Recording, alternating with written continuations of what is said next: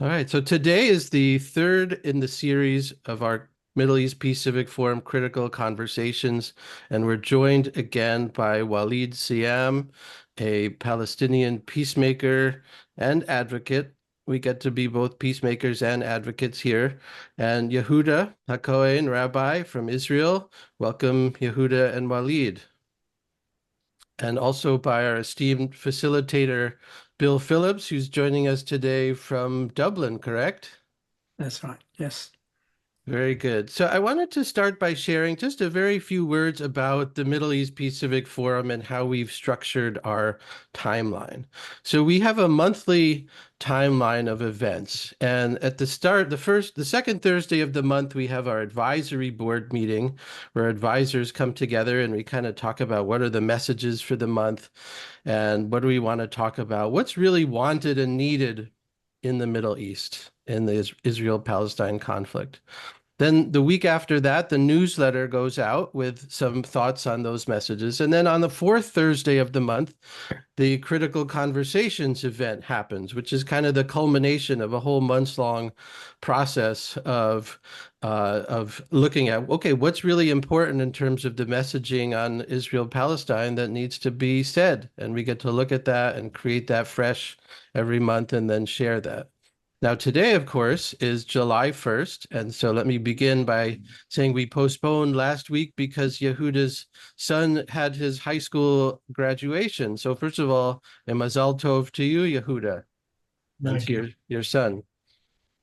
So, and I think it's fitting actually that today is the 1st of July because the topic of today's conversation is the third in the series. And it's an opportunity for us to think about what comes next. What does the vision of peace actually look like? There's so much discussion now about the conflict and the violence and the past and all the stuff that went wrong and that people are doing wrong. But it seems that what's gotten lost in the shuffle is what can a vision of Israeli-Palestinian coexistence actually look like? And with our team here at the Middle East Peace Civic Forum, part of our view of this conflict is that without a vision, there's nothing really to work towards. And we need to have some sort of vision. Here as an organization, we're not attached to a political configuration that looks this way or looks that way. That's not what we're about. What we're about is having the conversations and really, in the grand scheme of things, looking at what can the relationship between Palestinians and Israelis, between Jews and Muslims, and indeed within the whole Abrahamic family look like. So, so I'm excited today. That's the theme of our conversation, and that's what we're going to focus on. So, as we said in our preliminary discussions, part of our intention for today is to look at is to listen really deeply to each other, to hear what gets said in the conversation, and then to take a moment before responding with our own thoughts to really make sure that we've heard what the other person has said. So, and that's again part of what we see has been missing in this conflict is really hearing and understanding each other as a foundation for figuring out what to do about it. So with that, Bill, I'll turn it over to you to say some more about the design of the program today and how you'd like to see the conversation unfold. Bill? Okay. Thanks, Matt. And good afternoon, gentlemen. Really, one thing we want to do is to get you talking about what you see as a vision for the future, and to really listen to one another in such a way that when one finishes, the other one says, look, I've heard you say this, and, say whatever it is that you're thinking as well. And my job will be simply to keep you talking or to stop you if things are going off the rails. Otherwise, just continue the conversation as usual. Who would like to begin this time? I'm happy to begin if that's okay with Walid. Please go ahead. All right. First of all, I'd like to thank you for not only hosting me again, but accommodating my schedule this time when we get to summer here, not only are we in what's called wedding season in Israel, but the period between like Shavuot and the 17th of Tammuz is like wedding season here, or one of the wedding seasons. But we're also on what's called summer break. And that means there's a lot more children needing a lot more things more of the time. And including graduations and so forth. So I appreciate you guys accommodating my schedule.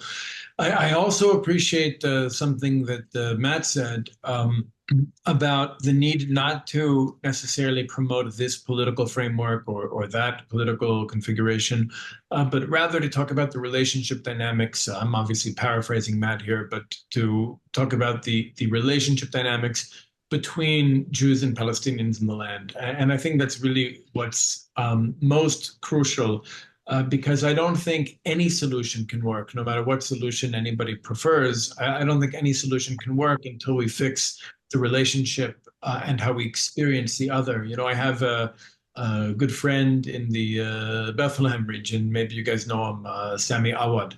And he likes to say that, everybody likes to talk about the frame. What kind of frame do we want to put around the picture, meaning the frame is a solution, but the picture is a relationship. And ultimately, we need to focus less on the frame and more on the picture, more on the actual relationship. So, I think that when we think in those terms, especially now with a war that's been going on now for 8-9 months, it's more challenging because it's easy to come and say, okay, we figured out the solution. This is what hasn't worked in the past. This is how we're going to account for that. And we have this idea or that idea to make sure that this doesn't go wrong, for the 5th time. And we're just going to try this solution. But it's easier to say, obviously, no one succeeds in doing it. But when you start from the premise we have to work on the relationship, it gets very overwhelming when you're in the middle of a war. And it's a war that I think both sides have been experiencing very differently. Like I don't think that Israelis and Palestinians have been experiencing this war in the same way at all, or understand it in the same way at all. And I think that it's not clear when it's going to end. It's not clear if it's going to expand. It's not clear if it's going to spread into Lebanon and maybe confrontation with Iran. A lot of things are unclear. So to talk within the context of what's happening here, to talk about fixing the relationships between people is a very, very overwhelming proposition. But we have no choice. If we want to create a different reality here, we have to start with how we're experiencing each other. And I mean something very specific when I say that. I mean we need to, if we're looking at the different ways we relate to one another, or if we look at the different narratives, I think a number of times in the past, I've spoken about this idea of us each living in our subjective narrative, of our subjective experience of the conflict, that both sides, when we speak about ourselves and our experiences and our people and our identities and our traumas and our grievances and our aspirations, we're telling the truth. We might be using very different facts, and we might be connecting the facts differently, and we might be giving each of those facts a different meaning, but that's how narratives work. And the problem is, in each of our subjective narratives of the last 100 years, the other is the bad guy. The other is the enemy. And as long as the other is the enemy in my story, or as long as I'm the enemy in the other story, we're not going to be able to accomplish anything here. No matter what, no matter what perfect solution diplomats from the European Union and the United States come and try to impose on us. As long as we're experiencing each other as the enemy, nothing can work. And I think that part of the problem might be the way we're thinking about our identities and the relationship between identities. Israel's ruling class very much wants to see Israel as part of the West, as like a liberal Western state. And even the fact that the Meretz Party and the Labor Party just merged and called themselves the Democrats, right? That's an expression of saying we view Israel as an outpost of Western civilization in maybe an otherwise savage region, or as Ehud Barak once said, a villa in the jungle. And as long as we have that mentality, we're not going to be able to reconcile with the other peoples who live here. And we're also not going to be able to really catch up psychologically, the Israelis, to catch up psychologically to what we've already achieved materially. I think in the last century, the Jews have experienced many incredible, I'd say maybe even miraculous, material achievements, right? I mean, Zionism accomplished many, many, many incredible, just uncanny material achievements. But we haven't yet, the Jews, with all of our trauma and all of our experiences of persecution and fear and epigenetic and, trauma that we pass down from generation to generation, we haven't healed. We haven't caught up psychologically to where we are materially. And and I think that this insistence on Israel being part of the West and not part of the region we're in is an expression of this trauma not being healed. And I think what often happens when we start to think like this is we're having conversations, at least in Israeli society, about whether we're going to accept or reject the models of the liberal West in our country. Are like, is Israel supposed to be like, and that's, I think, one of the deep debates taking place in Israeli society. And I actually think this is what judicial reform is really all about. The fighting last year over the judicial reform legislation was not about judicial reform at all. It was really about whether Israel is going to be some kind of, tribalist Jewish country or some kind of, civic, like Western liberal democracy. What does Israeli mean? Does Israeli mean like Canadian? Like everybody who has an Israeli ID card is an Israeli? Or does Israeli mean the children of Israel, the Jews?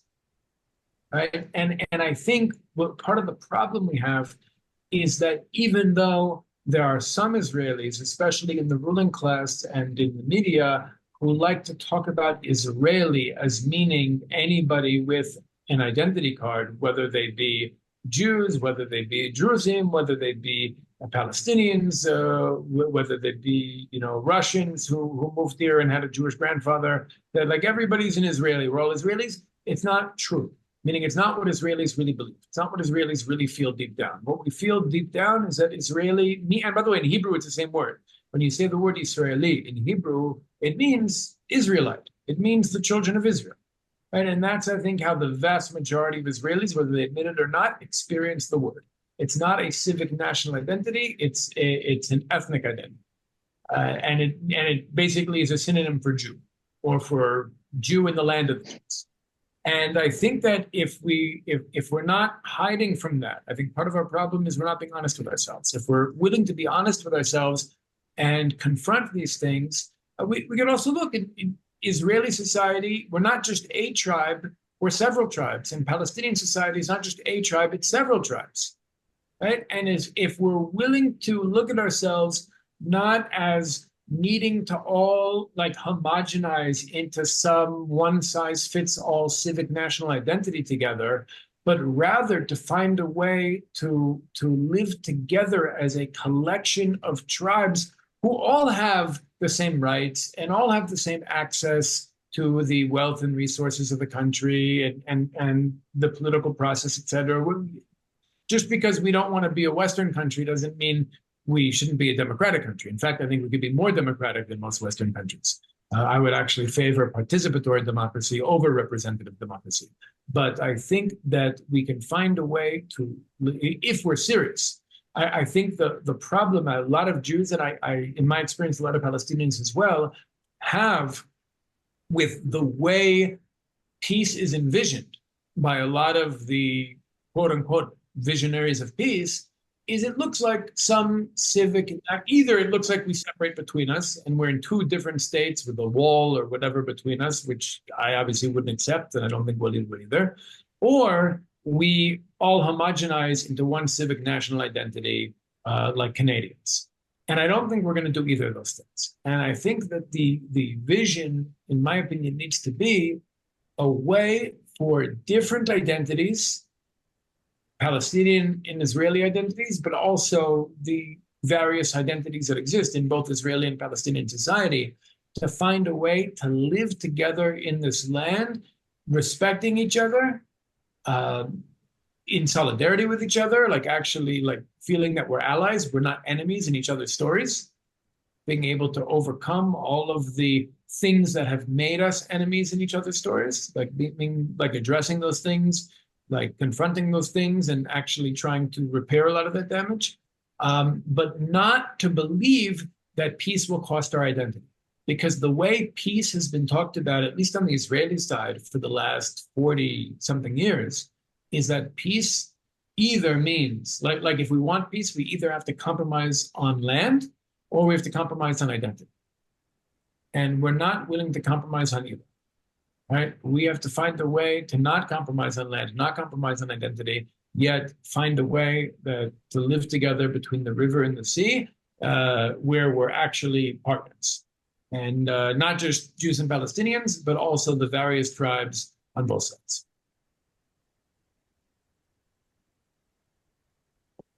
That's a lot to take in, isn't it, Walid? I'm just wondering what your view of that is. Well, thank you, Yehuda, for stating your mind clearly about those many different topics. And I find myself agreeing with you for the most part. And let's begin with my position as a Palestinian who wants a solution where myself and my people are liberated from this nightmare that is called the Israeli military occupation. And regardless what political framework or solution that can be achieved and applied on the ground, it doesn't matter to me as long as I get to live with dignity and equality. And I would like to think that the Palestinian people share my thoughts.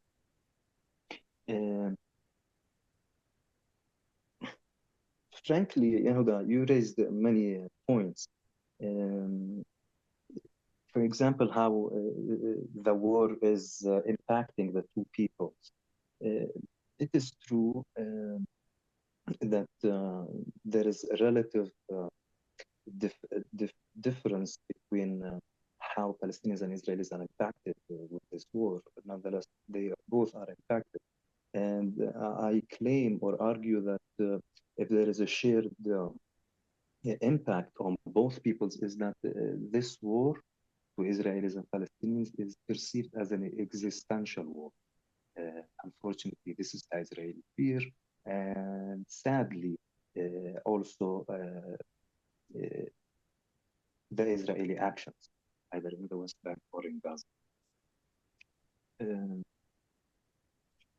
So that's how I disagree with you. But I also find myself agreeing with you in finding how important the need is for reapproaching each other, what you described as experiencing each other.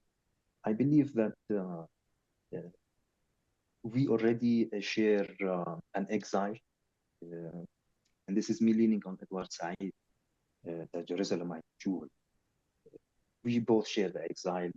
As a Palestinian, I have the exile of the Nakba, and as a Jew, you have the exile of the Holocaust. So we have that as a starting point. And I also argue that after 100 years of existence and all this turbulence and fighting over the land has also created some kind of a common ground where we have something shared together, because we have bled together on the ground. And I believe that there is something there that exists where if we actually highlight it for others to see, it is there to be seen. To be seen. Now, for me, I believe that us talking right now is me coexisting with you, Yehuda, as an Israeli, regardless of typology or what category, regardless what category mine is. We are coexisting right now. And unlike what the BDS, for example, promotes or idealizes, is that there is a difference between coexistence and co-resistance, in the sense that if the shared space between an Israeli and Palestinian is not fertile or in accordance to what the BDS see, then it is just normalization for the sake of normalization. And I beg to differ, and I disagree here, because right now we are coexisting. And in my narrow and limited point of view, is that we are also co-resisting together with the aspiration of finding a way for cohabitation. We coexist by sharing the same space. We co-resist by opposing the status quo, by pointing out at the flaws and where things need to be fixed. And I believe this is co-resistance. And if we are able to materialize and achieve what we have been talking about, only then we can attain cohabitation.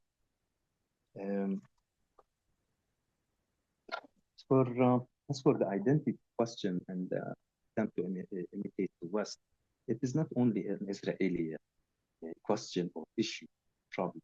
It is also a problem with Palestine.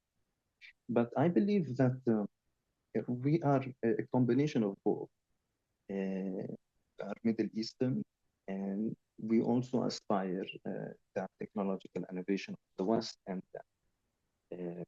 on that side. However, again, this does not mean ignoring or neglecting our original identity, no. Because by embracing the identity of the other and understanding it, being close to the other, it will help heal our traumas, and it will help generate another chapter of that identity, of that original identity. Because if we go back to the roots of the identity before this tangled trauma, we would find that we are open to the other. We would find that the principles of our religions, Islam and Judaism, they promote to engage with the other, and they promote inclusiveness and forgiveness. You mentioned also the question of what does Israel mean? As a Palestinian, for me, as long as the meaning of Israel does not affect me in a bad way, negatively, I mean, then it should not be my business unless you ask for my help and you ask for my input. Otherwise, then I shouldn't interfere. And the same thing for me, because I also wonder, what does Palestine mean? What does being a Palestinian mean? Because right now, somehow, without Israel and without the Israeli occupation, the Palestinian identity won't be there. So let's assume that tonight, before tomorrow, the Israeli forces withdrew from the West Bank. So what would Palestine mean then? I believe that this is a question that needs to be addressed, and for Palestinians to have an image about it. And if I want to allow myself to partially answer or help answer Yehuda, the question of what does an Israeli mean, because he mentioned that basically the Israelis are a collection of tribes. Well, there is a tribe next to you, and arguably and ironically, some argue that it is the lost tribe, and that's the Palestinians.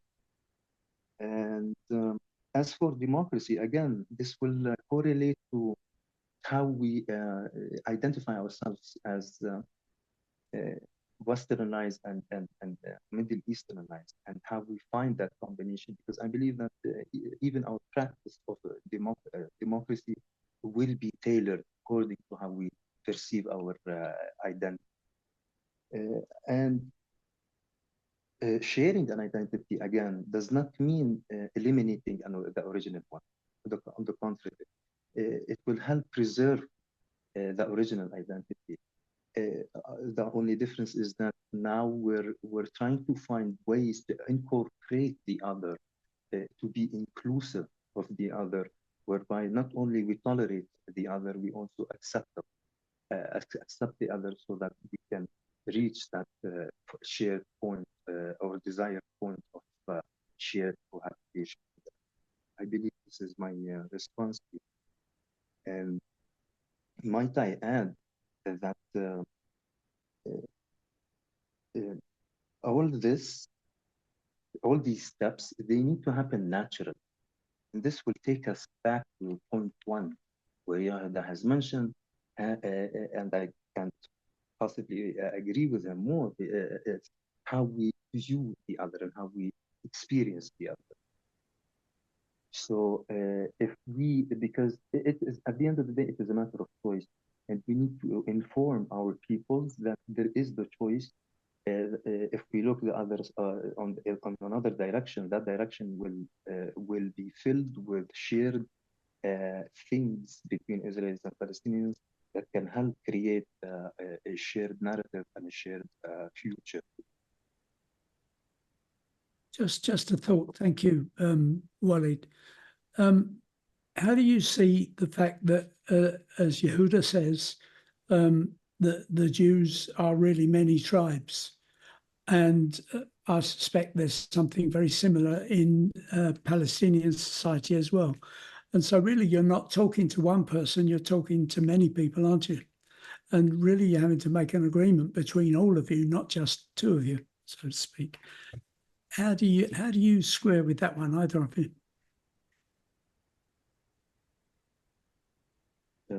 Should I start, or how do you want to answer this before me? Yeah, I don't mind. Well, I think that something maybe Palestinians would want to know about, but if they don't already, some Palestinians clearly do, but I'm not sure everybody really understands what's happening within Israeli society, or what has been happening within Israeli society over the last few years. I would say that there are many tribes on our side, one of which has been dominant until now. And there's kind of space for all the tribes, as long as the glue that holds them together is the values and worldview and ideological paradigm of one of those tribes. And that's the tribe of, I guess we can call it the tribe of Tel Aviv, right? And that's one of the reasons why I think it's so important to certain Israelis that the Supreme Court be so strong, because the Supreme Court they're basically the defenders of the liberal Western features of Israeli society and Israeli identity.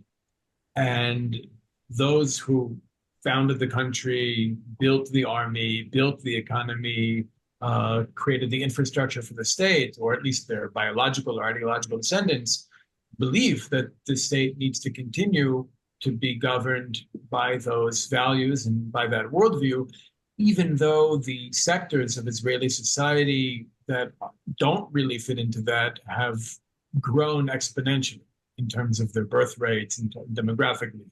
Whether we're talking about the Haredi population, whether we're talking about the national religious population, whether we're talking about Mizrahi Jews from other countries in the region here, or Ethiopians, B'nai Menashe from like the India-Burma border. So you have all these different Jewish tribes, let's say, or group sectors of Israeli society, Jewish sectors of Israeli society that don't really fit into the liberal Western conception of what Israel is supposed to be.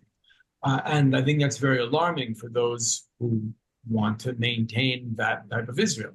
I think, in fact, I would argue that I remember the posters from a couple of elections ago when Benny Gantz and Yair Lapid ran together with a couple other generals. It was, their party was called Kolavan, like blue and white. And it was basically Benny Gantz, two other Ashkenazi generals, and Yair Lapid, with blue and white, the Israeli flag, basically telling them it was almost like Trump's "Make America Great Again." It was like, we're going to go back to the Israel of the 1950s. We're going to go back to the Israel that was that was led by the kibbutznikim and the generals, and was in step with the West, and as opposed to where Israel appears to be headed. And I think that for Palestinians to engage with Israelis properly, it's probably helpful to know what's going on in our society. Just like for us to engage with Palestinians properly, I think it's important for us to know the dynamics of Palestinian society.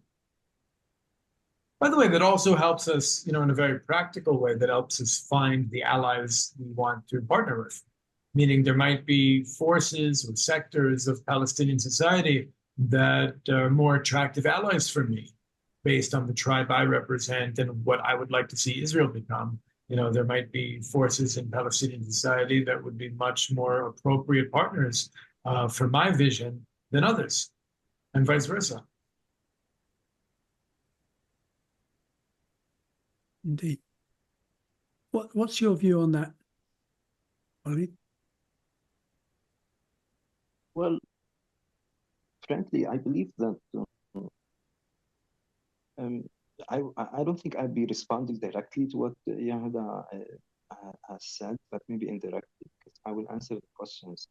Because if Palestinians and Israelis are to see each other as tribes that are in unity, not only they have to see what's in common between them, they also need to see that they are there won't be a future for the self without the other, because we cannot eliminate the other. That's the first thing that needs to be achieved and understood. That's why I am here to voice this, and I hope that Yehuda agrees. Is that the elimination of the other, or any branch of the other, or any sect of the other, that's a call for termination. And I don't want to call this as a call of genocide, but it's just state and make it clear that the elimination of the other is not going to lead to any solution. That's why we need to incorporate each other and find ways where that shared future can be seen and sensed and felt by both peoples. So I believe that an effort done by both Israelis and Palestinians, the peace camp, the existing camp, the peaceful voices, to send a message to both of our peoples and to all of the international actors that there are Palestinians and Israelis who desire to live in peace, and that unfortunately we do not have leaders. Since Yehuda has mentioned the aspect of leadership, both peoples are not ready in terms of leadership, and both peoples are not ready in terms of societal preparation, and that's what needs to be worked on. We need to work on both of our societies internally. For me, for example, I need to focus on informing my people, the Palestinian people, of the importance of engaging with the Israeli people, of the importance of humanizing the Israelis, because not only humanizing the Israelis will be beneficial for the Israelis, no. Because before I humanize the Israelis, I humanize myself as a Palestinian. That I think is something crucial that needs to be understood and practiced on a mass scale, so that we can actually create grassroots movements that can actually push and demand for a change. And that's how we can spread awareness and help attracting people to the peace camp, one individual at a time. And I'm very excited and honored that today is supposedly and arguably the biggest day or the biggest meeting or organization for all the peace organizations. It's a conference for all the peace organizations inside Israel. And I really hope that we can actually deliver a message whereby the peace camp is finally going to be unified and to raise a loud, clear message that demands a ceasefire and a political solution for Israel and Palestine, whereby the exchange of captives and answering all of the political predicaments that we have as Palestinians and Israelis can happen. So, as much as the irrational voices of the extremists on both sides are taken control, as much as it would be important to for the rational voices to raise their voice and inform our people and the international community who are watching us killing each other. Because honestly, I feel ashamed, I feel embarrassed for my people, and I feel ashamed and I feel embarrassed for the Israelis because we both look bad. And the international community is very close to be fed up with us. And we have to fix ourselves, and we have to fix what we have broken, because no one will fix what we have broken. And because it is us who know exactly what was broken, and it is our responsibility to fix it. That's how I see things, and that's what I keep pushing for. Thank you. And what do you see as maybe the first steps in creating, a way of talking or a way of achieving peace? What do you think needs to be done? So, Bill, if I could just sort of tweak the question a little bit, if I may. So next steps is part of it, but I also want to invite you to stand in, maybe stand in 5 years' time where the peace is already a reality, and to invite you both to use your imagination or your vision in terms of what does that peace look like to you in your imagination or in your ideal vision of what's possible? Because there's the what and then there's the how. The next steps is, to me, sounds more like the how, but I think the question of the what, let's talk about the what does it look like? And then we can figure out the how. Be curious your guys' thoughts on that. What do you see? Yehuda's thoughts on that one. About 5 years from now, we're talking about a situation where we somehow managed to get to, it might be 10, but let's say that there's some process that's already happened and now we're living in peace. We're not talking about the how, right? Right. What, in my view, is a state, first of all, between the river and the sea, that includes all the land, including Gaza, that is fully democratic, meaning, I said before, a participatory democracy, which is really bottom up, where communities are able to send representatives to larger and larger governing bodies to represent their communities and their interests, with the ability to, recall representatives on a weekly basis if necessary, where everybody who wants to opt in is essentially attending what we call like a town hall meeting that sends representatives to larger town hall meetings that encompass more territory, et cetera. I think that there's obviously no wall. There's no distinction between the parts of Israel, 48 and 67. The Jewish communities that were destroyed in Gaza in 2005 are rebuilt. Palestinians are able to live in Haifa and Yafo and Beersheba and places they had to leave in 1948. And we're living in a way where we're respecting what's important to each other. Meaning we care about what's important to each other. We're not looking to undermine each other. Often when people think of peace, they think of cold peace, where people are not necessarily using violence against each other, but are willing to use other means to kind of undermine what's important to the other. So there's no trying to use this system or this loophole to disenfranchise the other. We're respecting what's important to each other. And I think that this, in terms of like, I don't think that we should be forcing, for example, Palestinians to join the Israeli army.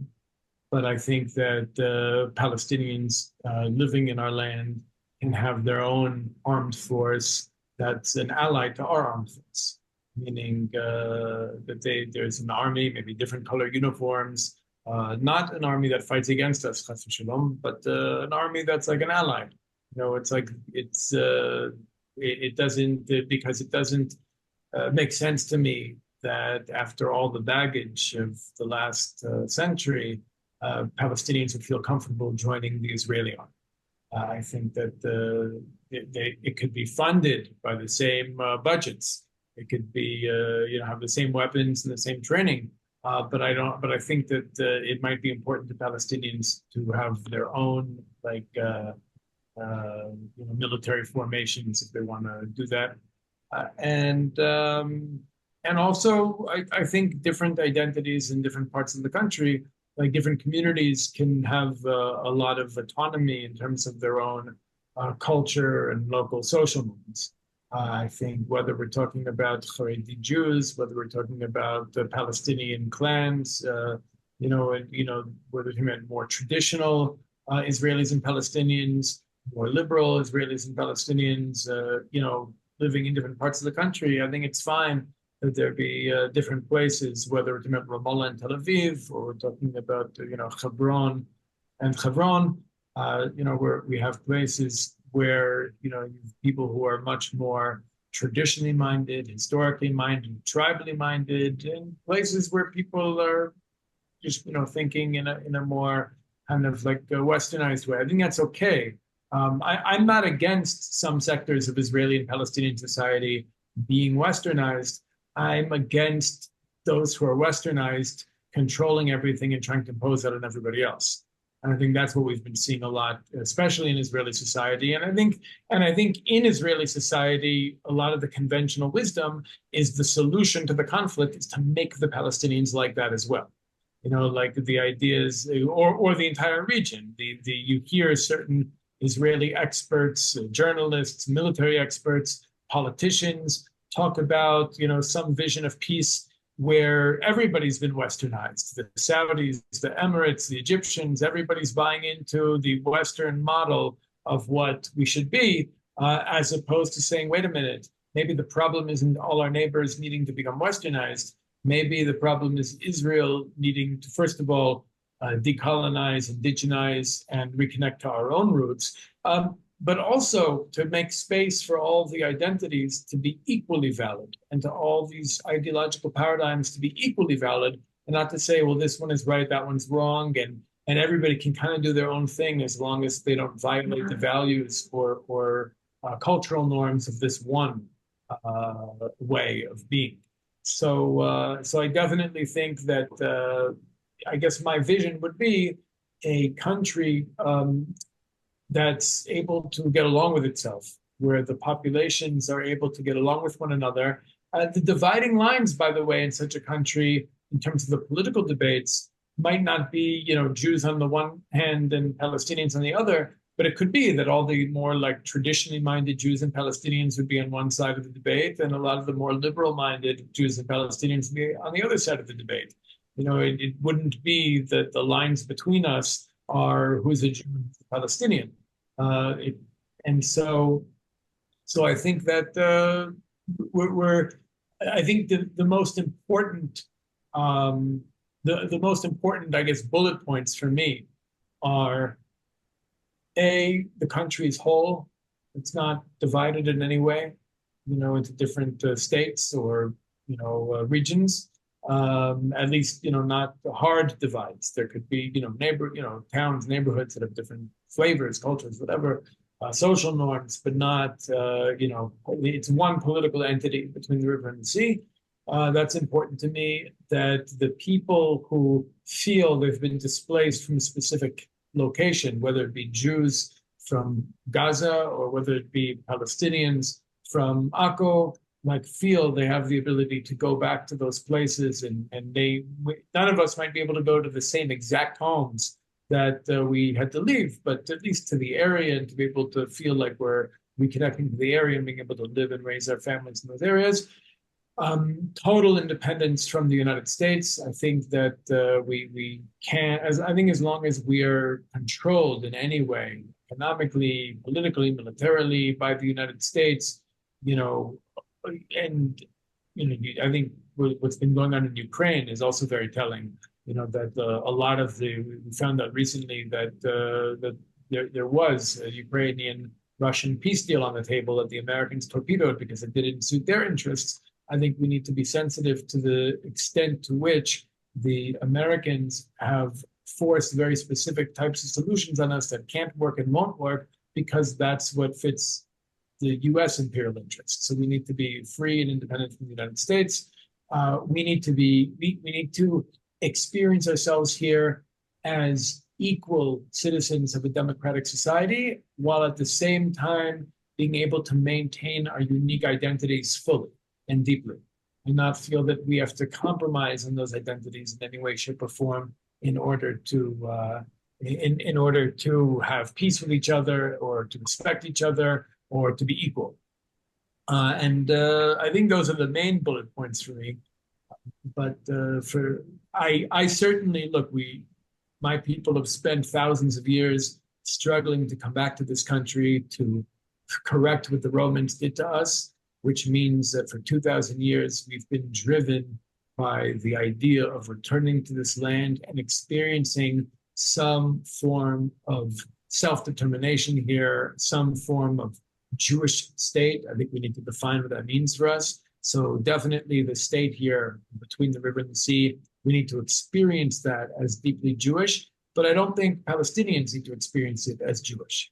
I'm happy for Palestinians to experience it as a democracy. Everybody has full equality.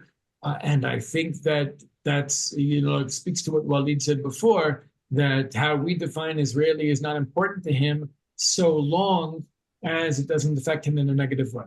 And I think part of our problem when we have this conversation about Jewish state is the only type of Jewish state, the only concept of Jewish state that Palestinians have experienced in the last 76 years is a bad one, meaning for them, not for us, for them, one that others them, one that is responsible for a lot of their misfortune and a lot of their trauma. And I think that we're going to have to understand that just because we need to experience this as a Jewish state doesn't mean everybody else does as well. And we should probably define what that means, for us as well. What that is.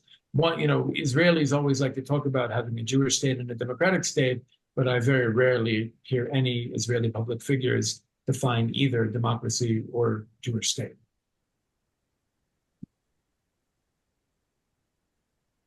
What do you say about that, Walid? Because it is different, isn't it? I'm sorry, I didn't hear you. Yeah, I say it is different for you, isn't it? For Palestinians.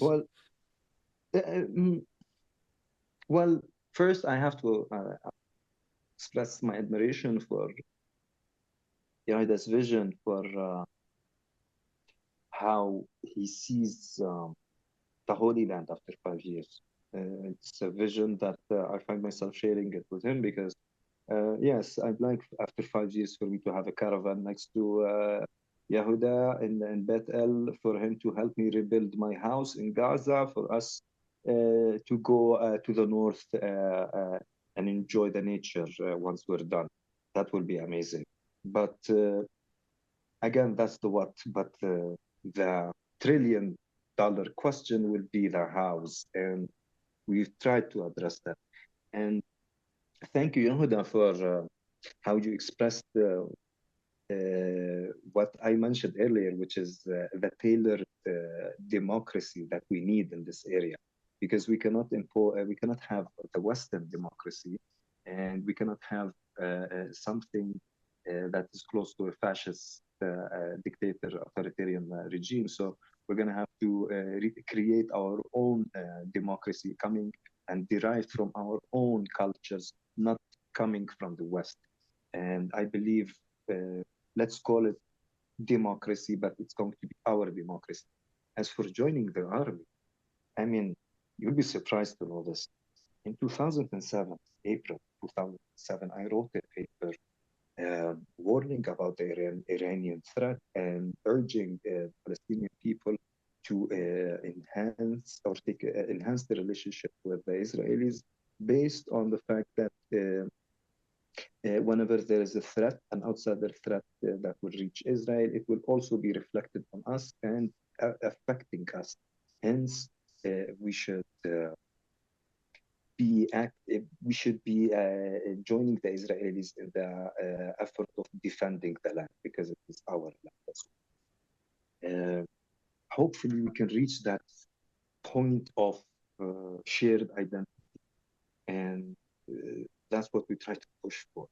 But I believe if the Israelis want to achieve what Yehuda seeks, which is distancing themselves from the from the American effect, I think that will happen once the Israelis decide to reach peace with the Palestinians. I believe that will be the first step to take that distance away from the U.S., whereby the Israelis can actually take matters on their own hand, and they do not need the backup of anyone else other than themselves by doing the right thing, by doing the right thing with the Palestinians.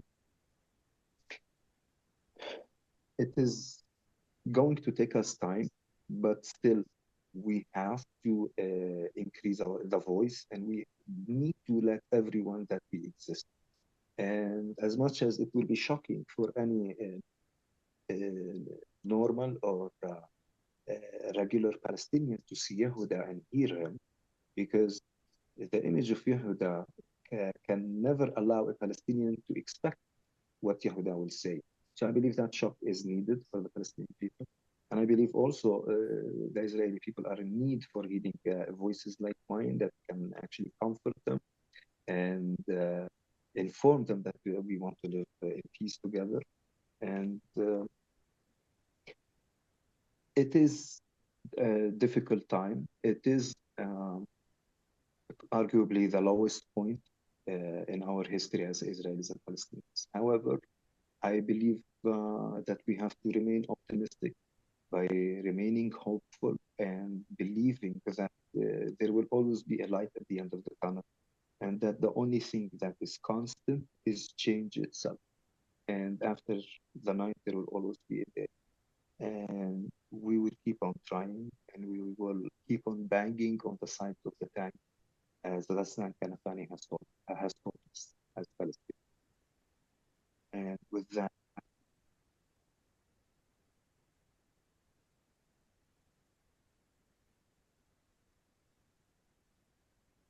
What do you think about that, Yehuda, in terms of bringing a peace that is, I mean, what you're saying, it's going to be much bigger than what you've got now, isn't it? And what's it going to look like, really?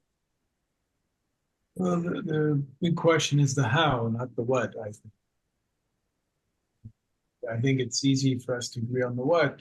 The how is really complicated because, quite frankly, the two populations don't trust each other. And we trust each other now a lot less than we did a year ago. So it's not even like the trajectory has been promising. I think that I wish I can say with confidence that both societies are ready for the difficult conversations that will change the way we perceive the other. The best I've been able to do in my life has been trying to organize very small, dialogue sessions between a few Palestinian activists, a few Jewish activists, both considered the extremists of their respective societies, and doing some kind of narrative therapy, helping both to really engage with the identity and the identity and the narrative and the experiences of the other without feeling their own identities threatened. I think that's a big thing. I think both sides right now, both peoples feel that if the other's story is true, my story is less true. Like if his narrative is right, if Walid's narrative is correct, then my narrative is less correct, less true. And I think that's something we need to get over. I think that's a huge barrier, this psychological, because no one is going to give up their story. No one is going to give up their identity. And as long as we're led to believe, I don't think it's true, but we're led to believe that engaging with, like honestly engaging with an open mind, with his identity and with his narrative and with his experiences means I'm risking my own, then I'm not interested in engaging with this. And that's been I think that's the position of most Israelis and Palestinians, whether they say it out loud or not. I think that's actually the feeling, the fear, that if I talk to this Palestinian and I really listen and I believe him when he tells me what he experiences, then maybe I'll lose myself and I'll be and really the truth is in both societies, in Israeli and Palestinian society, to engage with with an open mind and honesty, to engage with the narrative and identity of the other is perceived as being either weak or treasonous. And I think that's something that we have to combat. And I'm not 100% sure how, but that's something we have to. Look, one of the things I try to do is just to model it, just to be it, just to live it, just to be somebody who's strong in his own identity, willing to fight and kill and die for what I believe to be important to my people for thousands of years, yet at the same time able to make space for the Palestinian story to be true. I think that's the best I can do, and I think that's the best most of us can do. And the more we model it, the more we create this, I guess maybe even you could say political identity or tribal identity in both populations, where there's such a thing as a Jew like me who lives in the West Bank for ideological reasons and is committed to resisting a two-state solution and is deeply connected to my identity. And I teach Torah at national religious institutions. And I send my kids to schools where almost every teacher probably votes for Bezalel Smotrich and Itamar Ben-Gvir, right? Yet I'm able to really talk to Palestinians and to listen to them and to understand the truth in their story and to acknowledge and confront what we did to hurt them, right? As long as I think that's an identity that needs to be created in Israeli society and in Palestinian society, an identity that's very deeply rooted in our own stories, yet able to make space for the other story to also be true. And that's something I work hard to do in my own community, to try and foster that identity. And that's, I'm not a great fundraiser. I don't have a big organization with lots of employees. There's a limit to what I'm able to do. There's a limit to what Walid is able to do. And so I find that, because I don't have the type of impact that some of the larger organizations have, I have to just really, really be it and do it on a personal level and try to spread that. What's your view of that, Walid? Well, I agree with you, that unfortunately this is the status quo when it comes to how the other is perceived and how engaging with the other is also perceived. However, the way I see it is different, because to me, when I open to the other, it enriches me. It enlarges me. It gives me growth. It gives me comfort in my identity, because my identity can expand and can evolve. So if there is anything that opposes the self or make them afraid of the other, that will be fear. And fear can only be combated with love. Yes, I truly admire and respect how you want the Israeli rhetoric or approach to be done of the Palestinian. I admire that, and I can't possibly agree with you more on it.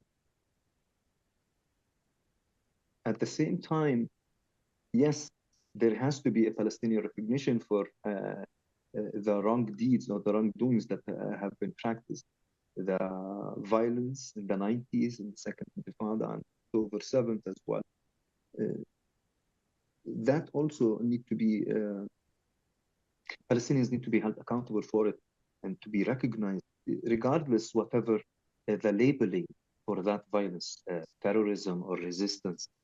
Violence is violence at the end of the day, and violence will never be the answer, not for the Israeli-Palestinian question and not for any other question. That's how I vehemently believe.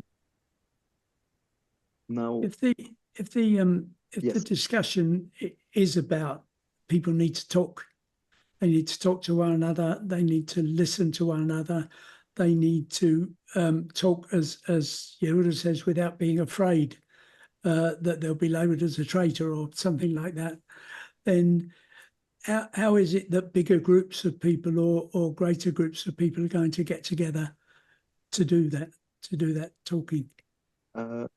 Well, I believe that, again, me coexisting with Yehuda at the moment, for us to co-resist the status quo with the aspiration of cohabitation, that is a good example to be shared for others to see where is the treason, like to see that for them to investigate the treason for themselves.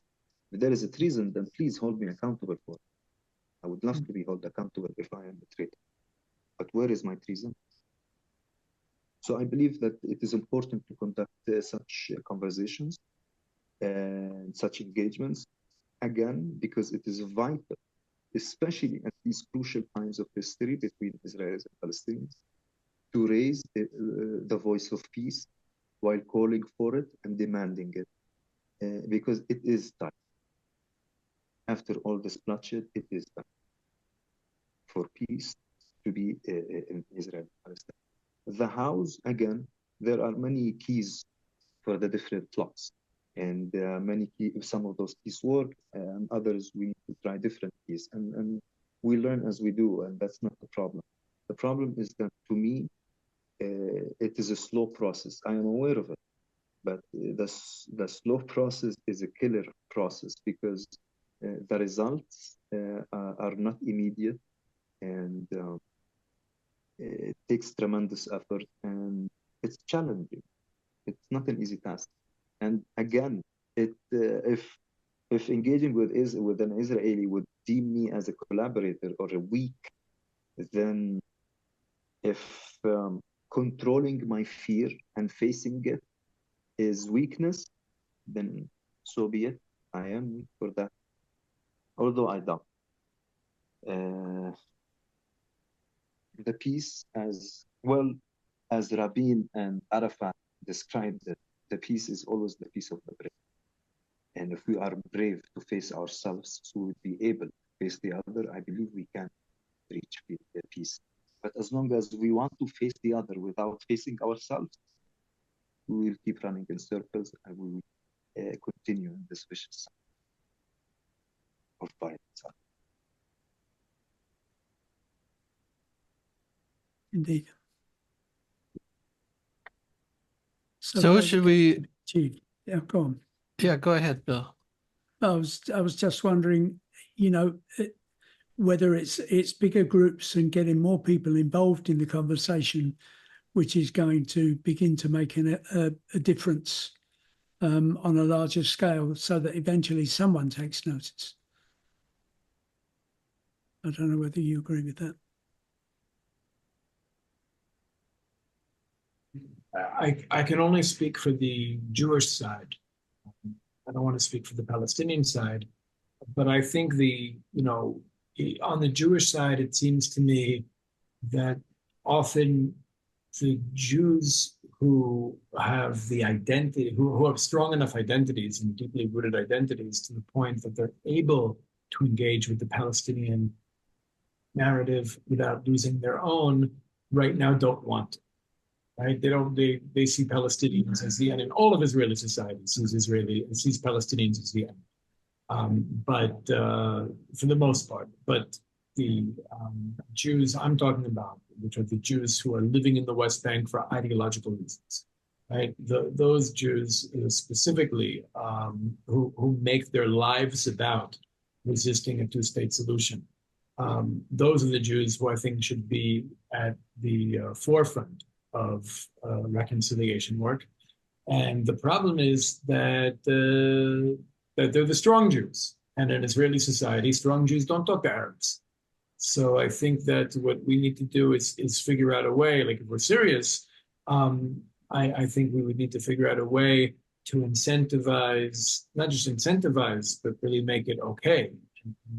Make it not just safe, but make it like legitimate for those type of Jews, the type of Jew who's living in the West Bank for ideological reasons and is making their life about the national story of the Jewish people and resisting a two-state solution, etc.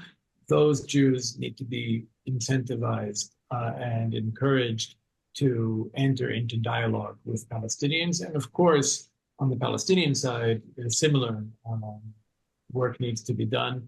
And I think that if we're able, I'm not talking about, even the majority of these populations, but if we're able to get a critical mass of the type of the type of Israeli who identifies with the politics or the identity of Bezalel Smotrich, and the type of Palestinian who, if they ever had elections, might vote for Hamas, right? If you can incentivize those sectors to actually be willing, or at least make them curious, right, to come in here and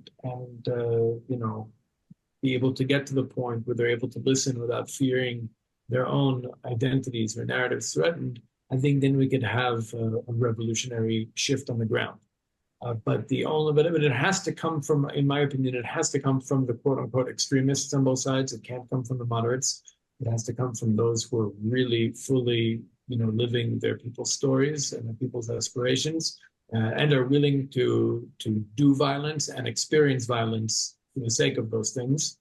And if we can get those people to really engage with one another and find some common ground and actually be able to make space for the other's story to be legitimate without their own story being undermined, I think we can see real change here. That's the only type of peace work at this point that I really have any faith in, to be honest. I'm not. I have zero. When I hear foreign diplomats coming here or European-funded NGOs or all this peace industry nonsense, it's nice. People are making salaries and eating in nice restaurants and driving nice cars, but it's not actually changing anything on the ground. And I think that the only way forward is to change the relationship dynamics between the quote-unquote extremists on both sides. Thank you. Matt, do you want to say anything there? Yeah, well, I think you both hit on some really important points, in particular, just in the last few moments, the idea of the importance of being willing to engage in communication and to have the courage to go up against others who might say it's a treasonous or you're a collaborator, to engage in communication with one another, and the importance of extremist is an interesting word, but the non-moderates who are, historically opposed to dialogue, if those individuals could see the humanity in one another first and simply be willing to come to the table, that can be an important part of if I the may, how. I think that when I talk, I try to say extremists in quotes, but what I think I really mean is that one of my frustrations is that when people talk about this conflict and who should be solving it and who the peacemakers are, it tends to either be supporters of a two-state solution or those who believe the answer is for everybody to become like liberal Westerners. It's like this idea that if Saddam Hussein could be removed from power, everybody in Iraq will just watch NBA basketball and send their kids to university and pursue the American dream.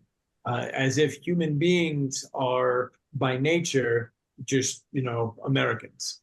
And I think that's really what I experience myself as pushing back against. I think that's what we generally, I think at least in Israeli society, what we generally call the moderates are the people who either who support a two-state solution and or totally buy into Western values and the liberal ideological paradigm as when I say liberal, I don't mean liberal as opposed to conservative. I mean like ideological liberalism. So I think those are considered to be the moderates, and those are expected to be the peacemakers. And I'm arguing that this is a country where the majority of Israelis and Palestinians are actually not that, and might even have a lot of commonality between us, because we're not that, and because we both feel victimized by that to a certain extent. And maybe that's a place where we can build bridges and actually start to find some kind of common ground. Absolutely. Absolutely. And the idea that we can, as you said, that we could have a commonality, like a political discussion where you have Israelis and Palestinians, Jews and Palestinians siding with each other on a given topic across ethnic lines. So that's something that that can happen in a more open political debate or political discussion. So, so there's the what and there's the how, and they're two different discussions really. But I think today's discussion touched on both really in a nice way. And so this, as the third in the series, we begin to kind of wrap up the conversation. I think that the idea of this being the stepping stone and the model for additional discussions between people from not just the moderates in the middle, but across all walks of society. We get to demonstrate that here and in our subsequent discussions. So let's work together to bring in additional voices and to deepen this sort of conversation. And I want to acknowledge you. I acknowledge you, Walid and Yehuda, both, for your courage to come here and to engage with one another. We're not going to say the enemy because we're not enemies, but we do have there is a struggle going on amongst our peoples, and so it's a quest to step into our brotherhood and our sisterhood and really reconcile across what is, after all, a single family tree. So I think just the fact of our being in communication starts to establish a deeper relationship where we can begin to trust one another and to continue to work together and bring in additional voices. So I acknowledge the both of you for being here for all three of these conversations and for being the sort of person who has the courage and the commitment to be both an advocate for your people and an advocate for reconciliation within our extended family. And to Bill, I thank you for being our facilitator for these three discussions and for really bringing the focus to the humanity of our discussants and the humanity of all the people involved here as first and foremost the thing that unites us. So again, thank you all for being part of this discussion. I do want to give you the floor again to offer some final thoughts before we wrap up for today. And then of course, we'll continue to have events that you're welcome to participate in. And those are conversations that will begin tomorrow. Bill, do you want to run this final round? Well, I would echo what you say about your appreciation for Yehuda and Walid to share their stories and their thoughts, and I would like to echo that too. And I hope that we can extend that in other areas too.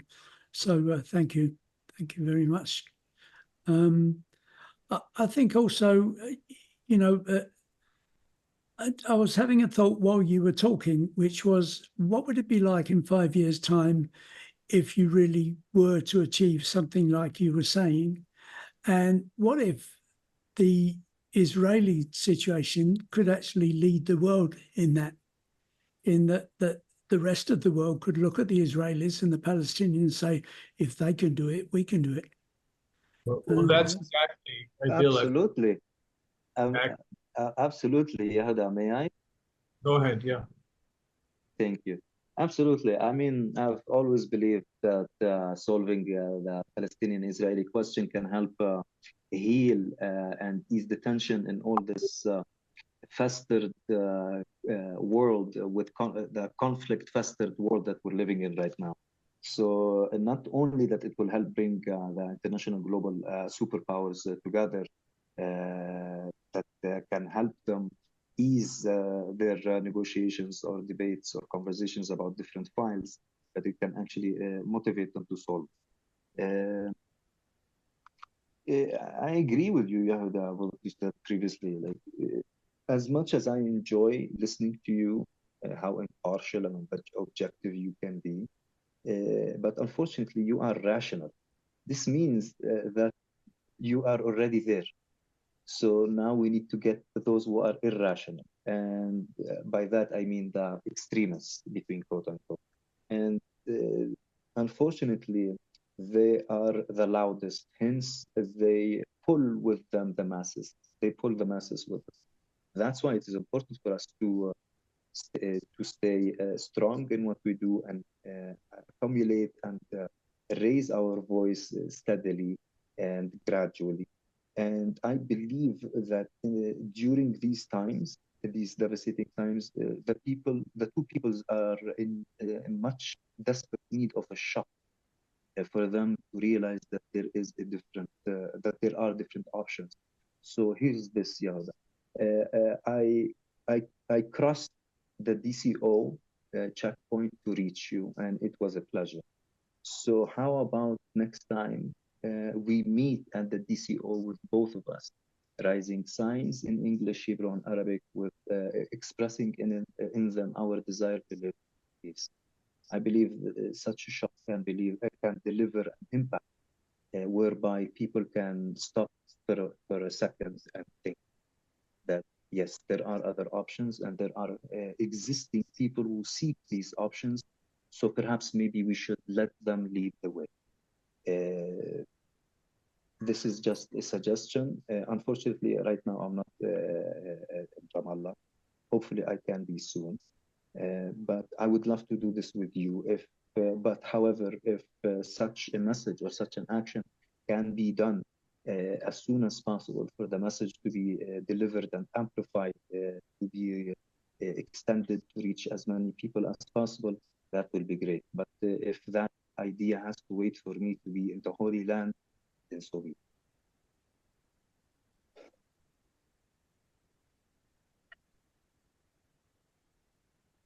Thank you both, gentlemen. Yehuda, did you have a response to Walid's comments? I thought it was very interesting. It's an interesting idea. I think it would have to be done in such a way that the message would have to be such.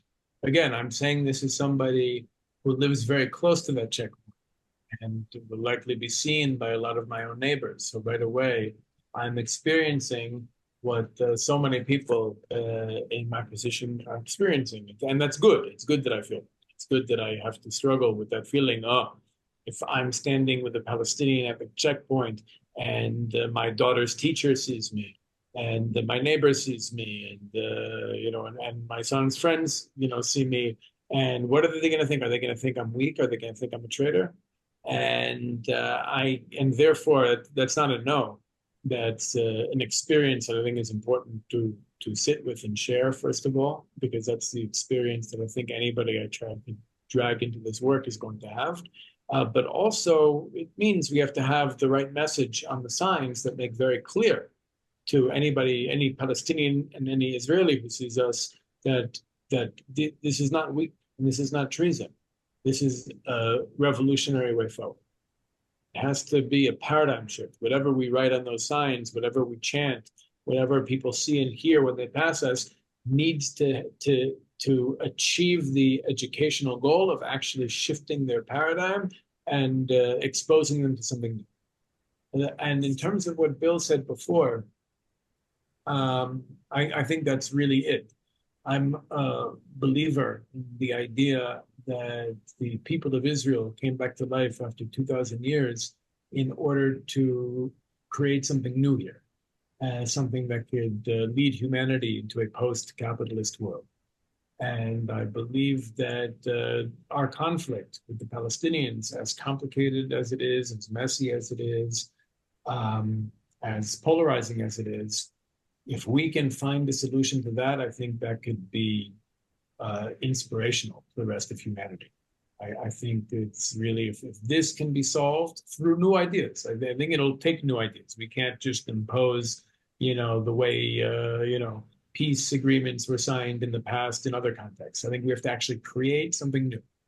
But that new thing we create here in order to solve the conflict between Jews and Palestinians, I think can then put a model into the world, a new model into the world. It's not going to be something we've already seen, but it's certainly not going to be drawing lines on a map and saying you go there, you go there. But if we can create something new that actually addresses the core aspirations and grievances of both sides, that actually allows people to find ways to engage with and legitimize the other's story and identity without costing us our own, in order to allow us to live together in equality and friendship without compromising on our identities.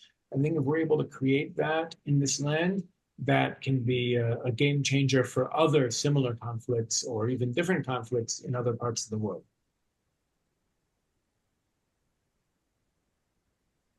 Yes, indeed. Walid, anything you'd like to add?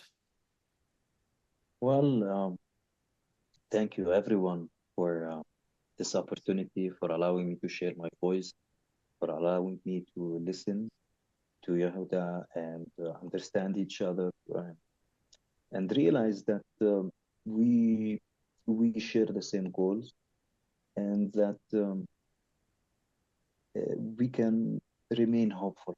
I believe this is what I have gained from this series, is that I can remain hopeful with reasonable and rational voices, where we can keep on attracting those who are unreasonable and irrational, for them to join us in our rationality. And again, thank you for having me. Thank you for the Middle East Peace Civic Forum for this. And I hope that I can that this series can contribute and raise the awareness and the voice of calling peace. And that's it. Beautiful. Thank you.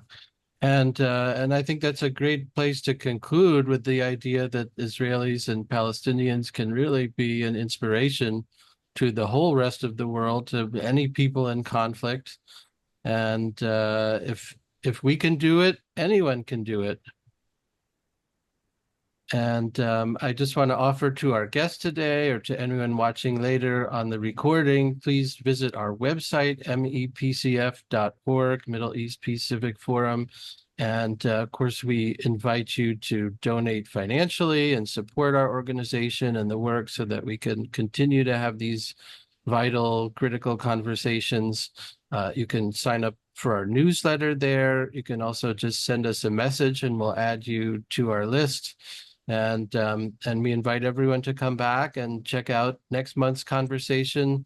These are happening normally on the fourth Thursday of each month. So next month will be July 25th, and the fourth Thursday after that.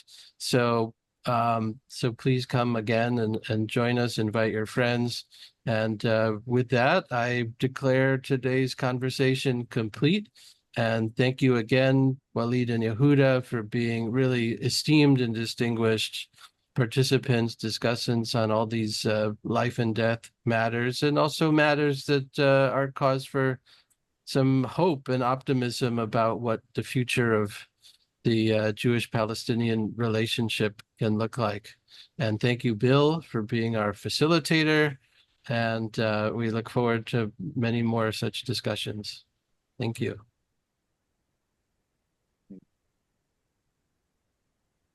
Thank you, everyone. Okay, looks like Yehuda has bailed. All right. Thank you again. Artie, I saw your hand up. Did you want to offer something? Yes, I was hoping that I could offer this while Yehuda was on, because I just want to acknowledge both of you today. When Bill asked the question about what you see in 5 years, both of your communications to me caused me to be present to the same future. I was present at that moment. I could see possibilities. And the reason why I could see possibilities of this, because both of you guys have a relationship. And when you're related, the technology for accomplishment is, as Yehuda said, it's relatedness, relationship. And because you and him have a relationship, your conversation caused me to see a possibility of the future for Israel and for the Palestinian people. I just want to acknowledge you to say this, because that is the fact. You two have this powerful effect on my life today. And it caused me to see a vision, a mental picture of Israel's future and the Palestinian future within the context of your speaking and what you said today. Thank you, thank you, thank you. Thank you, Artie. I mean, believe me, we wouldn't have been able to do this if me and Yehuda did not humanize each other. And for us to humanize each other, we had to humanize ourselves before that. And like, if you remember the first episode, when I was describing my journey to reach me, I was recognizing and processing all those emotions. And I believe the same for him, even though I argue that mine were more intense. But again, that's us humanizing ourselves, and that's how we were able to humanize each other. Because once I crossed the checkpoint, he understood how nervous I am. So he because he related, because he was nervous himself. So if I'm human, I am capable of humanizing the other unconditionally, because I can't humanize X and dehumanize Y. No, if I'm human, then all the alphabets are humans to me, or all mankind is human. So like, I can't be picky or conditional or select. And that's the trick. And you're absolutely right. Our connection, me and Yehuda, is something that I take it very deeply and seriously, because it was a jaw-dropping moment for me to see someone with the aesthetics of Yehuda, a religious right-wing, who's arguably, for me as a Palestinian extremist, to speak and utter such words of wisdom and partiality and objectivity. So hopefully we can continue, and hopefully we can bring more and more people and raise in numbers, so we can finally be able to change our reality and make that shared future that we desire a reality soon.